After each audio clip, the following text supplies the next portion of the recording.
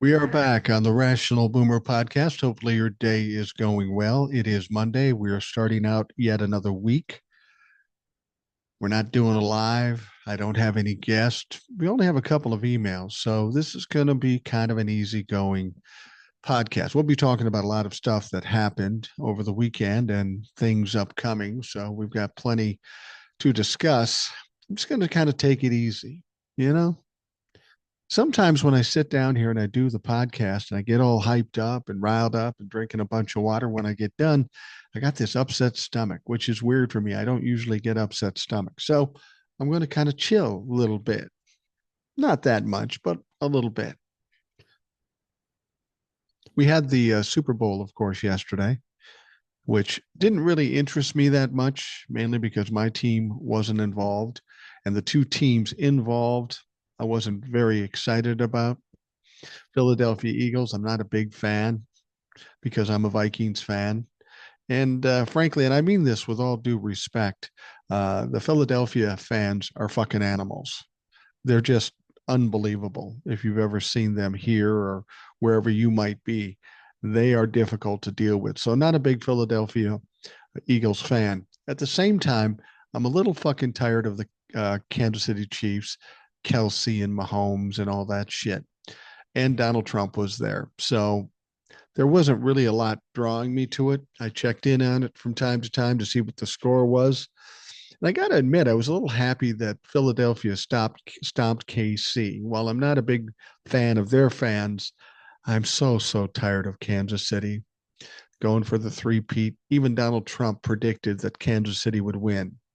And that's just proof positive that everything Donald Trump touches is turning to shit, much like he's doing to this country. Anyway, we'll talk more about that later. I've got a couple of emails, they're longer emails. So we'll get to them and then we'll talk about some of the other shit. First one starts out, "Hi, Mike. I listen to your podcast on a daily basis on Spotify. I follow you on TikTok as Jules and also follow you on YouTube. Thank you for your content. I really appreciate your insights." Well, thank you very much. "I'm planning to contact my local senators and representatives tomorrow morning. I put together some talking points below and have attached a PDF file. After putting them together, I thought they might be helpful to others in creating their own talking points." The Capitol switchboard, by the way, is 202-224-3121. Note, you can also look up your senators and representatives' local phone numbers, which is something most people I've talked to have recommended. It's easier to get through, and your point can be made. Number one, the Constitution is under threat. I urge you to hold accountable those responsible for undermining it. Second talking point, Elon Musk is not an elected official and Doge is not recognized as a government department by Congress. It is illegal for Elon to access Americans' personally identifiable information. Moreover, dismantling the Department of Education is not in America's best interest, nor is dismantling U.S. aid in the best interest of American farmers. Number three, Trump and Elon are attempting an eternal coup. I urge you to stand up for Americans and defend the Constitution, as you have pledged to do. Americans will not tolerate their rights being taken away. And finally, as a reminder, the citizens of insert your state expect fair representation for their taxation. You are in office to serve them, not the other way around. Hope this is helpful. Jules. Now, the sad thing about this is, Jules, all the things you've stated in this letter, these should be all very apparent to our representatives. They should understand this. They should know this. And the fact is, they do. It's sad that we have to make call after call after call in order to get them to understand that we know. They think we're stupid. They think if we aren't screaming about it, they can just slip it by us. Whether it's damaging to the country and the people in it or not doesn't really matter to them.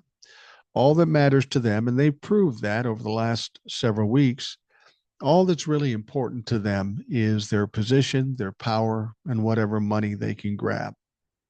It's a sad state of affairs for our Congress at this point. That's contrary to what they're supposed to be doing. You're right, they are supposed to be serving us, but apparently nobody's told them because they don't seem to be willing to do that.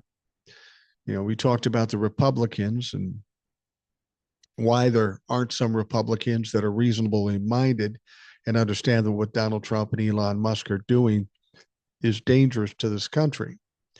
One rep, as I mentioned before, talked about his Republican colleagues and said, oh, they know, they're just afraid. And that's an interesting point. They're afraid. What are they afraid of? They're not afraid of what's going to happen to this country. They're not afraid of what's going to happen to the people in this country. What they're afraid about is that they, as I said, might lose their jobs, their position, their power, their money. See what I mean? These people are only in it for themselves, which is not what members of Congress are supposed to be. When we get the opportunity, we should make sure that those people no longer serve in Congress if they don't simply understand the job. All right, the next one says, Dear Mike, I found this description of why Brits don't particularly like Trump and are on average disgusted by him. It's a description by Nate White and sums it up perfectly. Why do some people, British people, not like Donald Trump? Nate White, an articulate and witty writer from England, wrote the following response. A few things spring to mind. Trump lacks certain qualities which British traditionally esteem. For instance, he has no class, no charm, no coolness, no credibility, no compassion, no wit, no warmth, no wisdom, no subtlety, no sensitivity, no self-awareness, no humility, no honor, and no grace. All qualities, funnily enough, with which his predecessor, Mr. Obama, was generously blessed. So for us, the stark contrast does, rather than throw Trump's limitations into embarrassingly sharp relief. Plus, we like a laugh, and while Trump may be laughable, he has never once said anything wry, witty, or even faintly amusing. Not once ever. I don't say that rhetorically, I mean it quite literally. Not once, not ever. And that fact is particularly disturbing to the British sensibility. For us to lack humor is almost inhuman. But with Trump, it's a fact. He doesn't even seem to understand what a joke is. His idea of a joke is a crass comment, an illiterate insult, a casual act of cruelty. Trump is a troll, and like all trolls, he's never funny and he never laughs. He only crows or jeers. And scarily, he doesn't just talk in crude, witless insults, he actually thinks in them. His mind is a simple bot-like algorithm of petty prejudices and knee-jerk nastiness. There's never any underlayer of irony and complexity, nuance, or depth. It's all surface. Some Americans might see this as refreshingly upfront. Well, we don't. We see it as having no inner world, no soul. And in Britain, we traditionally side with the David, not the Goliath. All our heroes are plucky underdogs. Robin Hood, Dick Whittington, Oliver Twist. Trump is neither plucky nor an underdog. He is the exact opposite of that. He's not even a spoiled rich boy or a greedy fat cat. He's more of a fat white slug, a Jabba the Hutt of privilege. And of course, he is that most unforgivable of all things to British, a bully. That is, except when he's among other bullies. Then he suddenly transforms into a sniveling sidekick instead.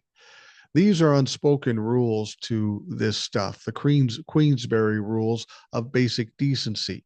And he breaks them all. He punches downwards, which a gentleman should, would, could never do. And every blow he aims is below the belt. He particularly likes to kick the vulnerable or voiceless, and he kicks them when they're down.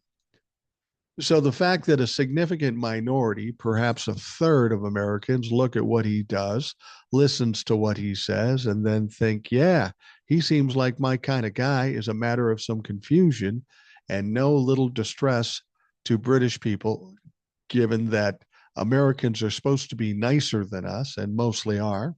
You don't need a particularly keen eye for detail to spot a few flaws in a man. The last point is what especially confuses me and dismays British people and many other people too.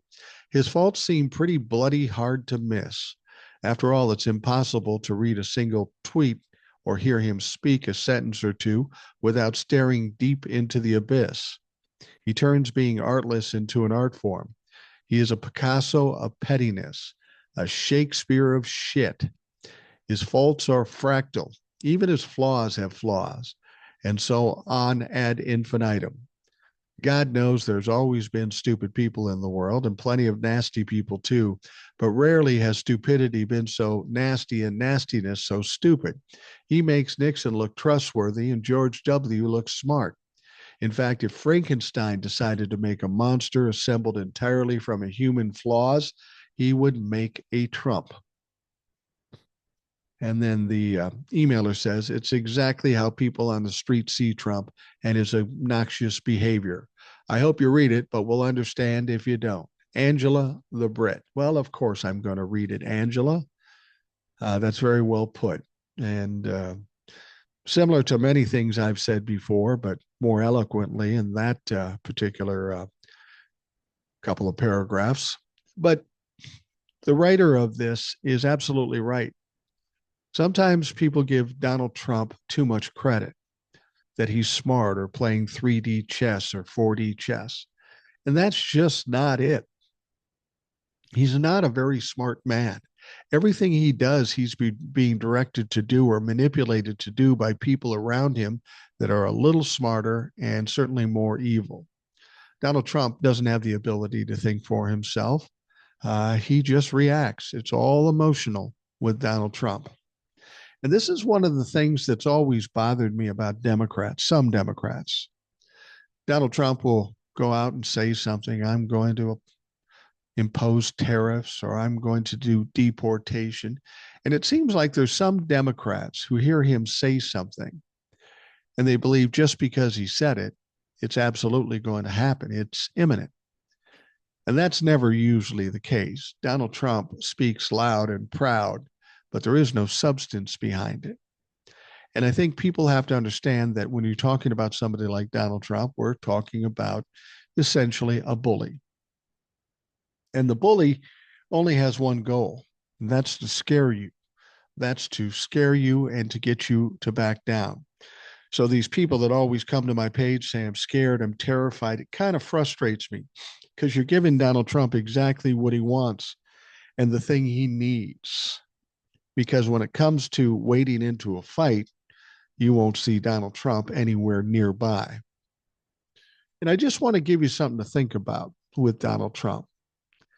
He says, let's go, for example, he says, I'm going to put 25% tariffs on Canada and Mexico.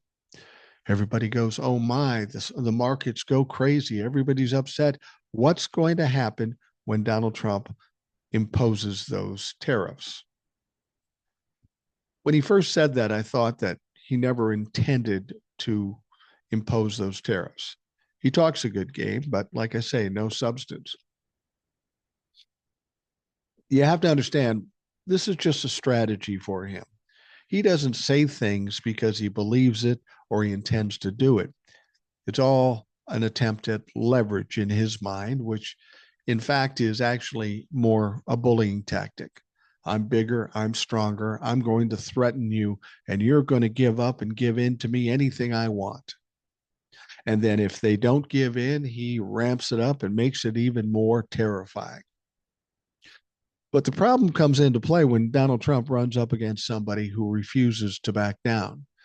And that's what he saw, or what he ended up seeing with Canada and Mexico. They said, yeah, we'll give you this, this, and this. They didn't actually give him anything. They gave him things that he already employed, things that they worked out with Biden before.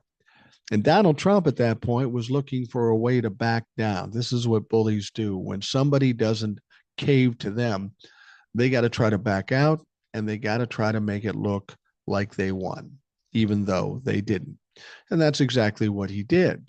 He said, oh, they gave us all kinds of concessions, so we're going to pause it for 30 days. I'd be surprised if he brings that back up again unless he needs attention or something. But he caved in that situation. Everybody was terrified of the tariffs, and all it was bluster and bullshit. It was his attempt to negotiate, which in terms that he's using, that's not negotiation. That's a bullying tactic. I guess you could say that's partly negotiation, but it's a weak attempt. And of course, he failed there. Now, the next thing that I find interesting is one of the things that had people all up in arms was that he was going to deport 18 million people. And he was going to start on the first day, and it was going to wreak havoc, and there were going to be all kinds of problems, and we'd be getting rid of 18 million illegal immigrants. Now, when he said that, I knew it was bullshit because Donald Trump always exaggerates, always exaggerates. That's what narcissists do. They're either the greatest or the worst or the best, and he has no middle ground.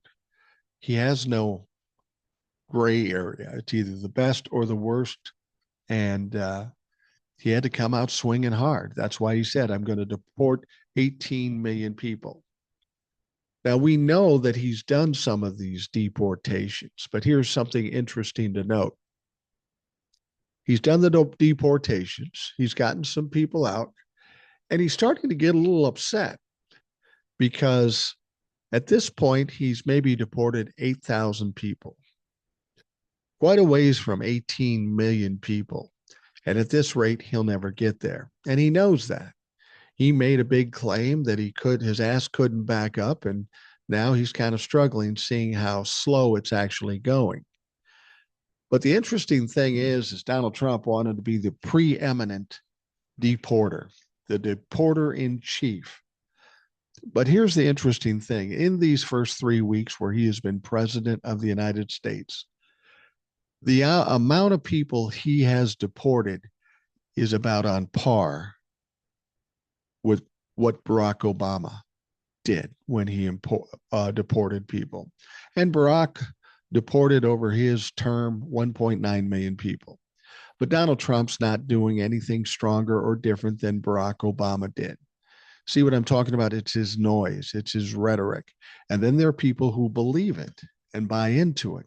And when they do, they get scared. Can't do that. Most of what Donald Trump says is bullshit. Now, I'm not saying he's not going to do some negative things or bad things. He's certainly going to try. I mean, like with all the things that he's trying to do with firing people and breaking into departments, he has had some success with doing that. But each time he's been pushed back by a judge. You can't do that. It's illegal. And now we've got people like J.D. Vance saying it's not illegal if the president does it. He can make decisions. Well, no, that's called a separation of power. And the judicial system is a check and balance to a president, the executive division.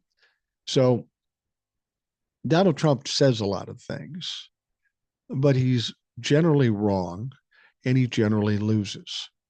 He's creating chaos, he's creating fear, and that's exactly his goal here. That's more of his goal than accomplishing some of these crazy ideas that he's talking about. And that's why I'm saying if you're a Democrat and you're terrified of Donald Trump, you're in the wrong fucking game. We've got to be strong, be angry, and keep pushing forward. And it will work because bullies always crash and burn. Narcissists always crash and burn. They can't last forever because they always overreach and they always lose. You know, it's funny. He was talking about some of the judges that are kicking back his decisions. And this is what he said about those judges. He said, it's grandstanding, it's legal overreach, and it's delay tactics. And I found that comment really funny if you think about it, because each of those things is exactly what Donald Trump has been doing for the last 4 years, 8 years. So what he's saying is that's not good if you're doing it, but that's standard fare if I'm doing it. See what I mean? It's all bullshit. It's all hype. It's all bluster and bullshit. All right. The last email I have is a short one. It says, I agree when Congress goes to the offices, it looks like a fake entry just for cameras. Would they really let a person in all that information without some sort of security measure? There would be riots when they ran for office next term. Thanks, Mike. Yeah, I think what they're talking about in this particular email is what I was suggesting when they went to the Department of Education, Elon Musk and his band of techno twinks, um, and they locked it down and put one guy in front of the door. And then I said, it seems weird that we got this whole passel of members of Congress yelling at this guy and for whatever reason not being able to go in. I thought members of Congress had more power than that. I thought that shouldn't be a problem. And then I questioned whether or not it's just a photo op or is it some kind of show for the public. We're outraged and we're ready to fight, but they locked us out. If anything, it tells me Congress is weak. And that's one of the things that I've been troubled by since Donald Trump entered office. We had a lot of thoughts about Congress and the DOJ and the Supreme Court, that they were strong and they had rules and norms that you had to follow or there would be trouble. For the first time, we have a president in Donald Trump that decided to step over those norms and break those rules. And guess what? They ain't nothing to stop him. And that's troubling. We've got all these rules and regulation, but nobody to enforce them. At least that's how it seems at this point. So I'm not sure what to do with this. I'm not sure what they're going to do. I know a lot of people said things were going to change today, Monday. We've heard that kind of thing before. You hear a lot on TikTok and in the media. Well, this day's coming and then it's going to happen. And it never does. It's kind of like the Super Bowl we had. Now, I said before the Super Bowl that after pissing off all of the Middle East and the rest of the world, sending Donald Trump to the Super Bowl is not a real secure situation. I wouldn't think that would be a good idea, but he went. There were a lot of psychics and astrologers and stuff saying, oh, there's some bad stuff going to be happening at the Super Bowl. And even though I thought it was an insecure way to do this, I wasn't sure if anything was going to happen. I was hoping against hope that it wouldn't. You don't want to see people get hurt. But a lot of these psychics out on TikTok were saying, I'm feeling something big happening at the Super Bowl. Well, like I say, for me, it was a guess that it posed some security problems. But these people are coming out saying it's definitely happening. And this is my problem I have with these psychics out there. I know some psychics, some that are legit and some that are not. And if you're watching the TikTok psychics, I have yet to see one I trust. I expect to see something come to fruition, but it never does. So when you're watching TikTok and you're hearing all these things, this is all for clout. They're trying to make a buck, and just take it with a grain of salt. Looks like I do have another email here. Hello, Boomer and our sane community. I'm watching another TikTok live with the crew. I always enjoy every one of your podcasts and lives. I want to give a shout out to all of your guests, especially the board of directors. Eric, TJ, the plumber, Will, Rebecca. I love all your input and wise truth they speak. The shows are entertaining and funny, and I especially wanted to say you are an awesome referee on the shows. I've not missed a podcast since you came on board. Thanks for informing us and keeping us sane. While I live in a red-ass Utah, I need sane voices, and you provide this for me and others. Keep it up, and we will win the game. Our government is for the people, by the people. Dirty Diaper Donnie always fails, and his kiss-ass Republicans will go down the toilet along with his diaper. Thank you, Gordy. And Absolutely right about that. As I've said before, when you're talking about a narcissist, there's always the road up, and they seem to have a lot of success, but each and every time they crash and burn. And Donald Trump's time's got to be a little short. He's 78 years old. He's not in great health. I heard somebody talking online that at some point a few months back, he actually even had a stroke. Now, I have no verification of that. I don't know that it's true. But when you're fat and old and eat nothing but McDonald's, it's not too far out of the realm of possibility that you might have a stroke. I don't, it's like old Soul's aunt once said, I don't wish anybody's death, but there are some obituaries I'm looking forward to reading. I don't know what's ultimately going to become with Donald Trump. He's in a very tenuous situation. He's no longer an asset to the Republican Party, and he's doing some crazy and stupid shit. Many of his own supporters are looking sideways at him now because of the things he's doing and how it's affecting them. I don't have a lot of sympathy for them. All they had to do was Google some shit, and they could have figured out all the things we figured out, but they chose not to. So we've got to sit and watch the shit show ensue. As I've said on the podcast before, when I'm working with a situation, there comes a point when you realize there's very little you can do except maintain the pressure, which is what we hope to do. But at some point, you just have to stand back and let the fucker burn down. And that seems like a cold thing to say because people will get hurt. But the idea that we can change something at this point seems pretty limited. I made a point on a TikTok. I wanted to bring this up briefly. People always ask me, what can we do? And I say, speak up, speak loud, make calls, write emails, protest, do whatever you have to do. And I think a lot of people who hear me say that say, is that it? Well, that's it because you elected Donald Trump. This is what we have left. This is what you must do. However, a lot of people think that it's ineffectual to do that. It won't work. Yesterday, I binged watched a limited series documentary on Vietnam War. And this interested me. A lot of it I knew because I grew up during the Vietnam War. I was born in 1960, 65. Things started to kick off in there.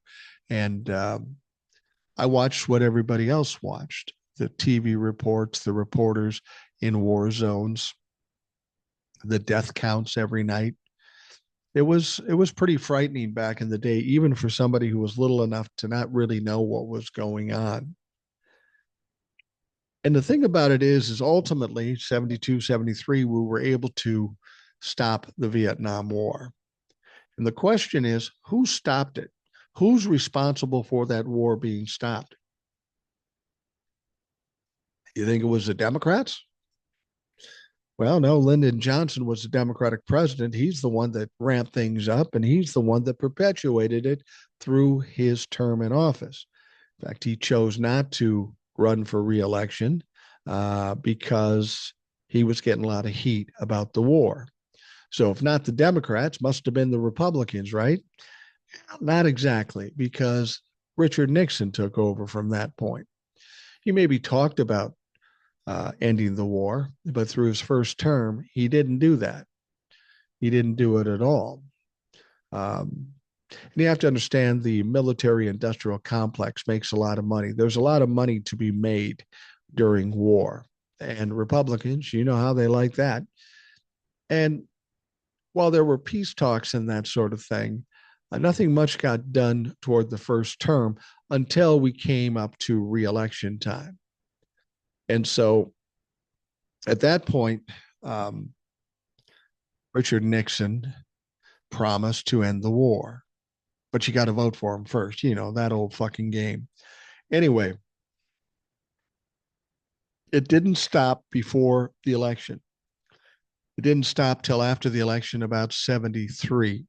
He did have to stop it. But he didn't stop it because he promised. He stopped it because of the pressure. And now we get to who actually was responsible for stopping the Vietnam War. That was us, the people, particularly young people, particularly the hippies. If you grew up in this area, you know you would turn on the TV every day and there were protests and riots and violence and all kinds of shit. People trying to stop the Vietnam War. See, the thing is, when the Vietnam War first started, everybody kind of had the same attitude they had with World War II and Korean War. Let's stop communism. Let's shut that down. We got to be patriotic and fight.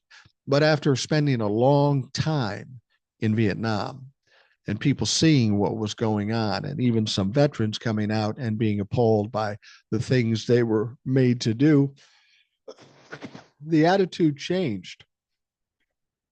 People said, "Oh, this is a fucked up war. We have no business being over there. We should have been able to win this very quickly, but we're in it 10 years later, 12 years later." So that took hold on the streets. The young people, the hippies, started protesting. And the protests got so big and the pressure got so strong that even Richard Nixon had to say, all right, we're going to do something about this. The young people also started to change the minds of the older people, too. Their sons were getting killed in the Vietnam War, and people didn't understand what we were fighting for. And to this day, I don't think most people understand what they were fighting for. I mean, if you talk to military people, they would say, well, we're trying to keep the communists out of South Vietnam.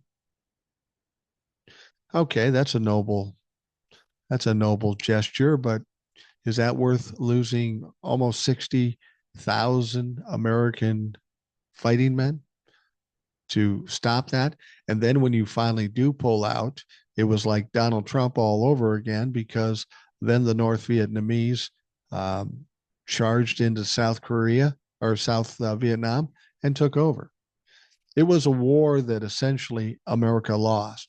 Nobody owned up to that fact. Everybody tried to spin it like we won, but make no mistake, we lost that war without question. And so my point of that is where we are now, we're in the middle of a war. That's where we are. We are in a war. We're unfortunately in a war with our own government, our own politicians. We can't trust that the Democrats will do anything. We can't trust that the Republicans will do anything. The only people we can count on are ourselves. And I wanted to point out that Vietnam War situation to let you understand that it can be done. You put enough pressure, change the popular opinion, you can make some change.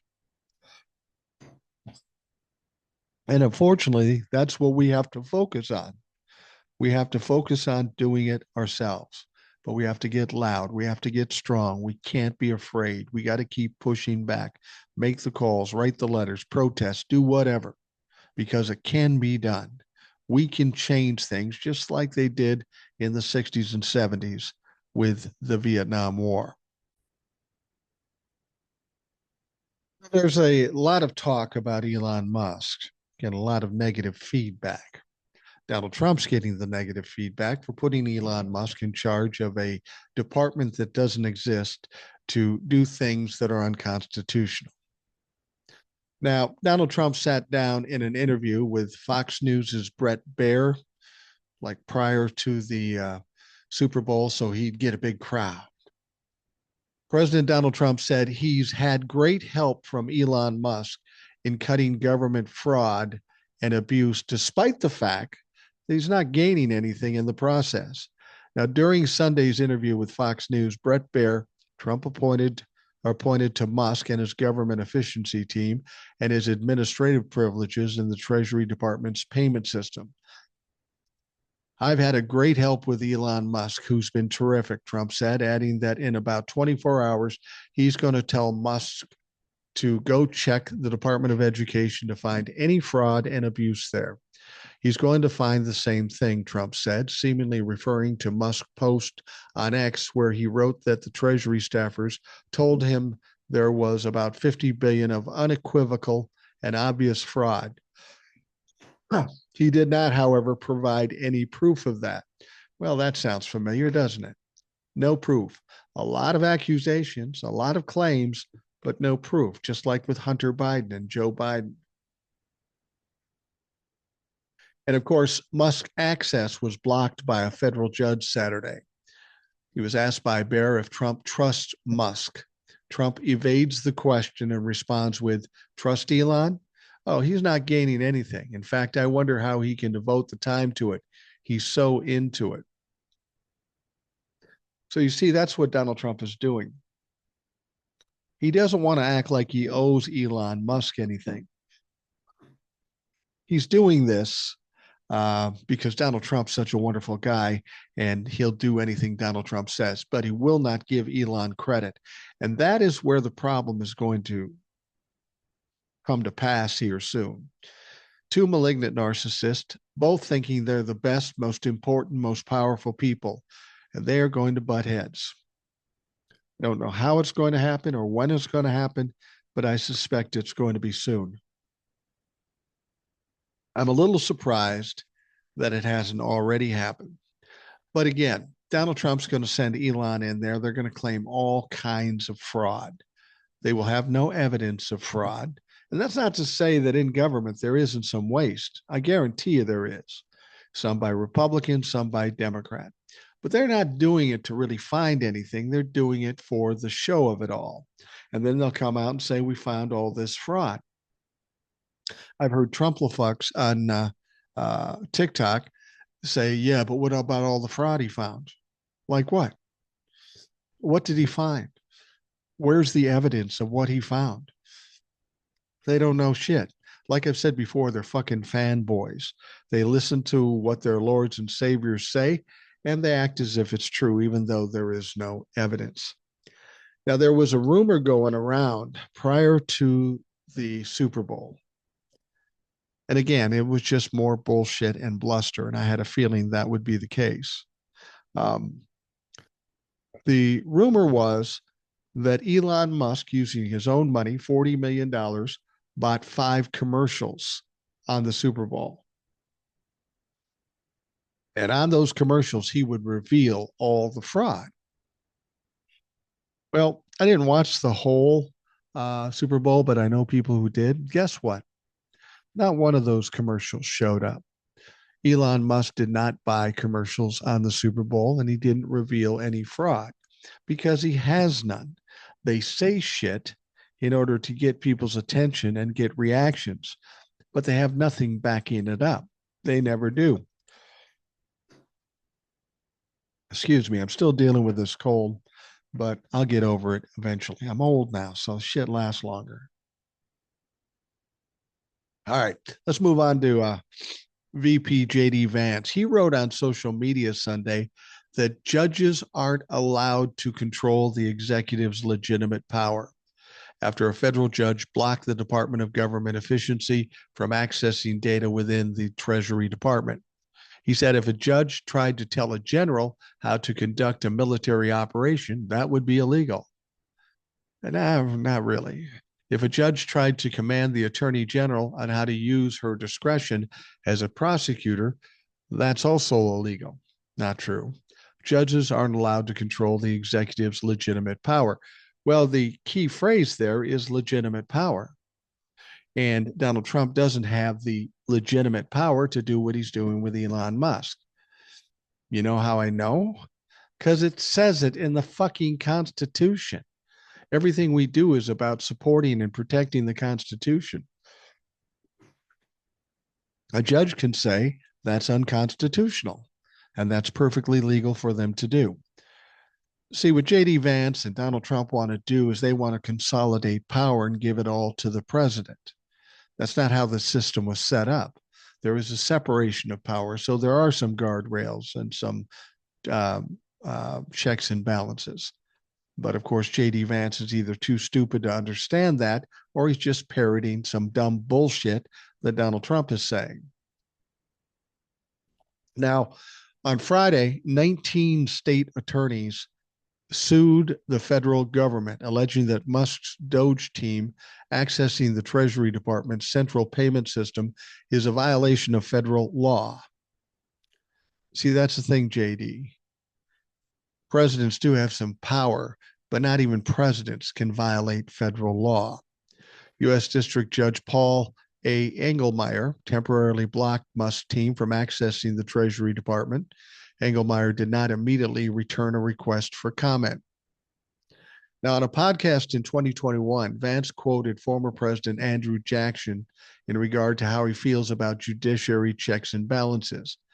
I think that what Trump should, like if I was giving him one piece of advice, is fire every single mid-level bureaucrat, every single civil servant in the administrative state, Vance said. Replace them with our people. A bunch of dumb fucks, that's what you want to replace them with? And when the courts, because you will get taken to court, and when the courts stop you, stand before the county like Andrew Jackson did and say, the Chief Justice has made his ruling. Now let him enforce it. See what he's saying there? We're going to ignore the courts. This even got the ears of John Robert at the Supreme Court to perk up. I mean, as much as John Robert and the Republicans in the Supreme Court support Donald Trump, are toadies to Donald Trump, they don't like the idea of Donald Trump and J.D. Vance and everybody else diminishing the power of the court. They have their own little fucking egos. They have their own little power base that they want to maintain. Now, Jackson supposedly said that, quote, after he evicted Cherokee Indians from northern Georgia, despite the Supreme Court determining in 1834 that they owned the region. Now, I don't even know if that's true. And to be perfectly honest with you, JD has a little trouble with the truth. A lot of trouble with the truth. But the bottom line is, there is no way that a president has a legal right to break laws, especially federal law, especially constitutional law. You can say whatever the fuck he wants. That's what they do. They just talk, and then some dumb fucks tend to believe them. Well, that's just not true, and it's not going to stand. J.D. Vance and Donald Trump are not going to be able to push back against the courts. It's very clear in the Constitution. Now, if Elon Musk continues to try to do the things he's doing, and there's some talk that they may try to do that, like with J.D. Vance here, there's going to be a problem because Elon Musk does not have immunity. He's a private person, and he could easily be charged with contempt of Congress, and you can go to jail for that.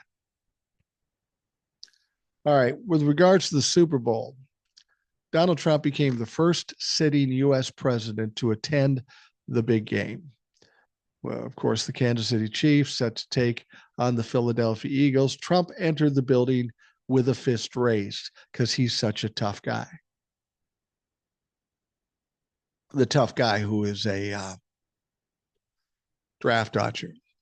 Now, Fox NFL broadcast booth commented on Trump's history-making walk. The president was surrounded by Secret Service. The official NFL X account also shared a snap of Trump with New Orleans first responders and family members of those who lost loved ones in New Year's Day terror attack in the French Quarter, like he gives a fuck. Trump sat down with Fox News host Brett Baer, as I mentioned, ahead of the game and picked the Chiefs to three-peat as a Super Bowl champion. I guess you have to say that when a quarterback wins as much as he has won, I have to go with Kansas City, Trump said of quarterback Patrick Mahomes. I have to go with Kansas City. At the same time, Philadelphia has a fantastic team. It's going to be a great game. Trump also showered Mahomes' wife, Brittany Mahomes, with praise. She's a Trump fan. She's a MAGA fan, so I happen to love her, but she's a great person. Donald Trump doesn't care who you are, what you do. If you like him, he loves you. And this is one of the reasons why I wasn't a big fan of the Kansas City Chiefs during the Super Bowl. First of all, they're wearing fucking red. That pisses me off. We know that Brittany Mahomes and Patrick Mahomes' brother are both big Trump fans. Now, Patrick Mahomes is smart enough not to say anything about that, stay out of politics. But I got to believe if your brother and your wife are big Trump fans, I got to believe you're a Trump fan too. And as great a quarterback as he is, he's not the sharpest cat in the neighborhood. Anyway, Donald Trump predicted Kansas City Chiefs to three-peat, and is so often the case, everything that Donald Trump touches goes to shit. And if you watch the game, and I only watched parts of it, the Kansas City Chiefs look like shit. They were getting pounded the whole game. It wasn't even close.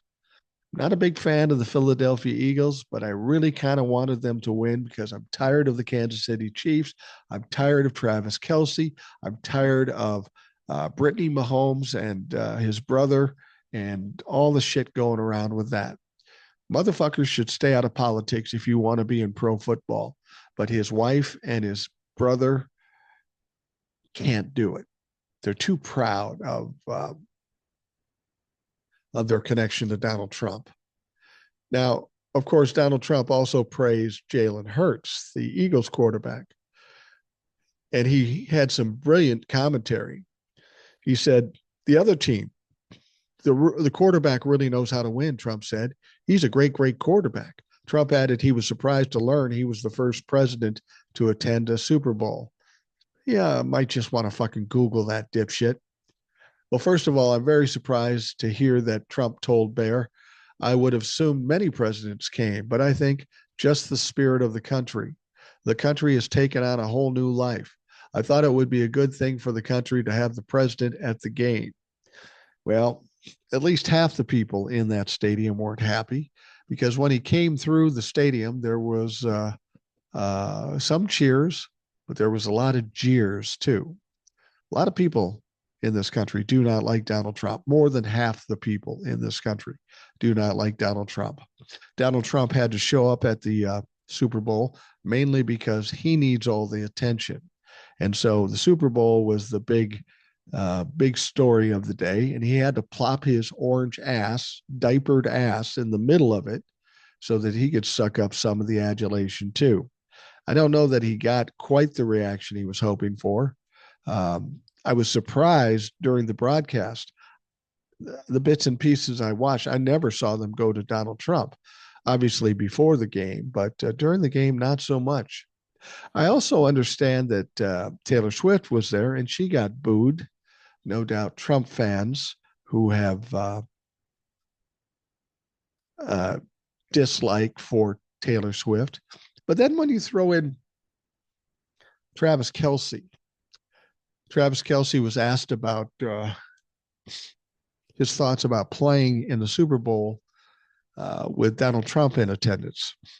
Now, I'm sure he was just trying to be polite, or maybe not, but he said, well, it's a great honor to play in front of the president. Probably not the best thing to say when you're dating Taylor Swift, because she hates that motherfucker. That gave me a weird vibe off of Travis Kelce too. As much as he's loved in this country, when he was sitting on the bench, looking like he lost the game already before the half ended, I got a little joy in that. I got to be honest. I kind of like the idea that they pulled the rug out from under these fuckers. You don't get to be gods and kings and queens just because you win a football game. You're fallible too. And last night with the Kansas City Chiefs, they sucked. Now, I want to go back to where Donald Trump was talking to Brett Baer because he said something. He reiterated something he once said. President Donald Trump told the largest American television audience of the year that he plans to pursue annexation of Canada as a nation's 51st state. Good move. In an interview on Super Bowl pregame on Fox News anchor Brett Baer asked Trump about the recorded comments in a private meeting by Canadian Prime Minister Justin Trudeau, in which Trudeau claimed the United States is serious about absorbing Canada. They're thinking about they may have to go to war. See, that's a weird thing. All of us here think it's a big joke, but the people in Canada, They look at it a little differently. And I'm not surprised, and I don't blame them for it. Mr. Trump, this is what Trudeau said. Mr. Trump has it in mind that the easiest way to do it is absorbing our country, and it is a real thing, Trudeau said. Is it a real thing? Bear asked Trump. Trump said, yeah, it is. I think Canada would be much better off a 51st state because we lose 200 billion a year with Canada, which is not true. We spend that money with Canada for oil and other things. We're not just handing it to them. It's free, fair trade. They have products we need, we pay them. That's what the 200 billion is about. Trump went on to say, and I'm not going to let that happen too much. Why are we paying 200 billion a year essentially in subsidy to Canada? Now, if they're a 51st state, I don't mind doing it. Well, Donnie, maybe you should read a fucking document now and again. We aren't paying a subsidy to Canada. Bear went on to ask Trump about the prospects of tariffs. You said tariff is a beautiful word, Bear said. There are some signs in the markets, consumer confidence, that they're a little jittery. So if all goes to plan, when do you think families would be able to feel prices go down, groceries, energy? Or are you kind of saying to them, hang on, inflation might get worse until it gets better? Donald Trump said, no, I think we're going to become a rich, look, we're not that rich right now, Trump said. We have 36 trillion. That's because we let all these nations take advantage of us. Same thing like 200 billion with Canada. We have 300. We have a deficit with Mexico of 350 billion. I'm not going to do that. I'm not going to let that happen. And so you see what Donald Trump is talking about as far as how we subsidize them. He's talking about the trade deficit, how we take in more from Canada than they take from us. Well, there's only 40 million people in Canada. How much shit do you need? There is a trade deficit, but of course, we're vastly different sized countries, and the same goes for Mexico. But this is how stupid he is. I don't know if he's dumb and just doesn't get it, or he sees something that he can twist and make it into something, at least in his mind. I'm not sure which it is, but either way, he's fucking wrong. President Donald Trump's national security advisor, Mike Waltz, said Sunday he's not aware of any plans his boss might have to invade Canada on Sunday. Now, you better tell fucking Justin Trudeau, because a lot of people in Canada think America's going to attack Canada. They aren't going to do that. Nobody would allow that. But people are concerned about it. And I understand that. They see Donald Trump as a crazy motherfucker who knows what he's willing to do. Waltz spoke to NBC's Kristen Welker on Meet the Press about Trump's recent rhetoric about annexing the country as a potential 51st U.S. state. Canadian Prime Minister Justin Trudeau was caught on hot mic over the weekend, as I said, talking about Trump wanting to absorb Canada, and he thinks it's serious. So this is how the conversation went. Welker said, let's talk about Canada. In a closed-door meeting with business leaders, outgoing Prime Minister Justin Trudeau warned that President Trump is serious about annexing Canada to make it the 51st state. Is he right? Is President Trump serious about planning to annex Canada? Walt said, and he's brilliant, look, I think the Canadian people many of them would love to join the United States with no tariffs, with lower taxes, and I have all kinds of neighbors down in Florida that are Canadians that are escaping many of the liberal policies and have moved in. But look what they're talking about. What we're talking about here is reintroducing American leadership. Well, I got news for you, Mr. Waltz. All those Canadians that are down in Florida are there to get out of the cold. Then they go back to fucking Canada. Canada is an easier place to live than the United States. Welker went on to say yes or no. First of all, I think some Canadians would disagree with you. Waltz, in the Western Hemisphere, I think some Canadians would disagree with you. Oh, sure. But what we're talking about is part of his policy. See, he's trying to divert and distract Welker, but just yes or no, is he planning to annex Canada? Walt says, well, I don't think there's any plans to invade Canada, if that's what you're talking about.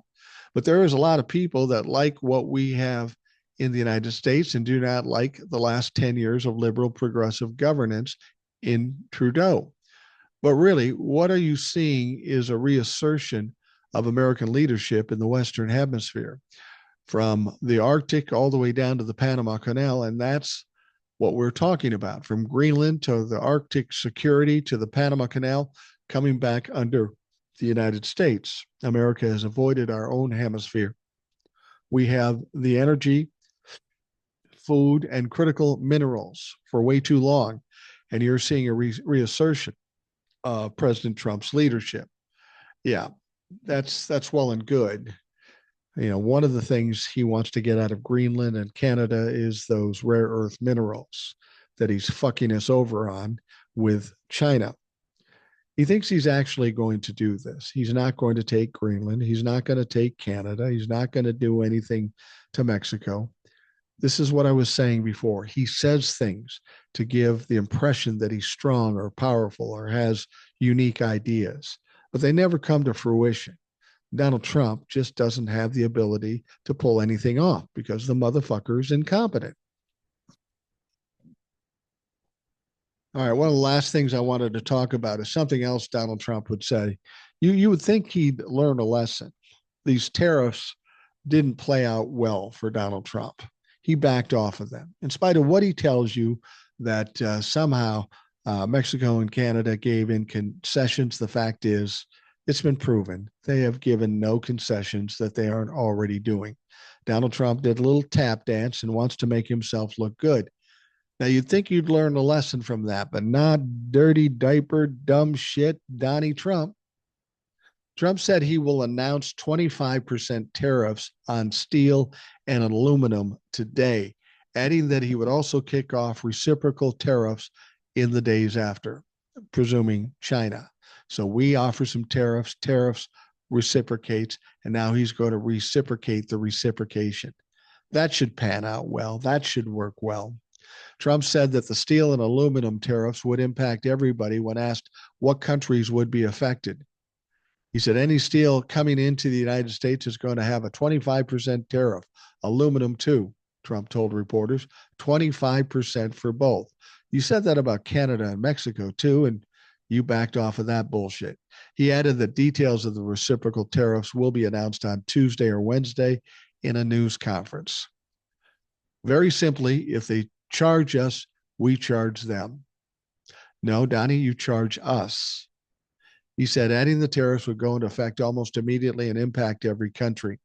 Trump has signaled, so we get steel and aluminum from every country? I don't think that's true. Trump has signaled that he would impose sweeping tariffs on steel and aluminum, as well as tariffs on semiconductor chips, pharmaceuticals, oil, and gas, which means all of those things that we depend on would go up in price to us. You would think that at some point, somebody would have told Donald Trump, you know, this isn't really a good idea. Maybe you shouldn't do it. And he presumably knows this, but he's a one-trick pony. He only knows how to make certain threats. He's simple-minded. He's a dumb fuck. All right, we're going to be wrapping things up here in a minute, but Democratic Senator Andy Kim said he and his fellow Democrats are ready to shut down the federal government over President Trump's recent actions. I cannot support efforts that will continue this lawlessness that we're seeing when it comes to this administration's action, Kim said Sunday on NBC's Meet the Press. And for us to be able to support the government funding in a way only for them to turn it around to dismantle the government, that is not something that should be allowed. Kim joined the show on Sunday to discuss the ongoing action stemming from Trump and his administration. As Democrats grow frustrated with the changes, many of them are calling to protest. He argued that his party is ready to shut down the federal government over various actions, including shuttering the U.S. Agency for International Development, USAID, and Elon Musk's Department of Government Efficiency having access to federal pay systems. Kim goes on to say, I've worked in government. I worked through multiple government shutdowns. I would be the last person who would want to get to that stage. But we are at a point where we basically on the cusp of a constitutional crisis. Seeing this administration take steps that are so clearly illegal, Trump has received sharp criticism over the administration's recent actions, including saying he wants to take over Gaza. And he's reiterating that everybody in the world does not like that idea and is mad at Donald Trump over this. Saudi Arabia, he said they're on board. Saudi Arabia said, no, we're not on board. But he's going to still keep pushing this issue. Let me tell you something, Donnie. The one country you're going to have the most pushback from is Israel. Israel would like Gaza under their own control. They would like the Palestinians pushed out. So you can push out the Palestinians, but if you want the United States to own that strip of land, that Gaza, you're in for a big surprise from the Israelis. They are not going to tolerate that shit. They just aren't. And the fact of the matter is if we do something like that, that puts a target on the back of every military personnel in that area. Now, Donald Trump said, well, we probably won't send military over there. Israel will just turn it over to us. I don't think so. I don't think that's how it's going to go down, Donnie. It's just more talk, more bullshit, more bluster.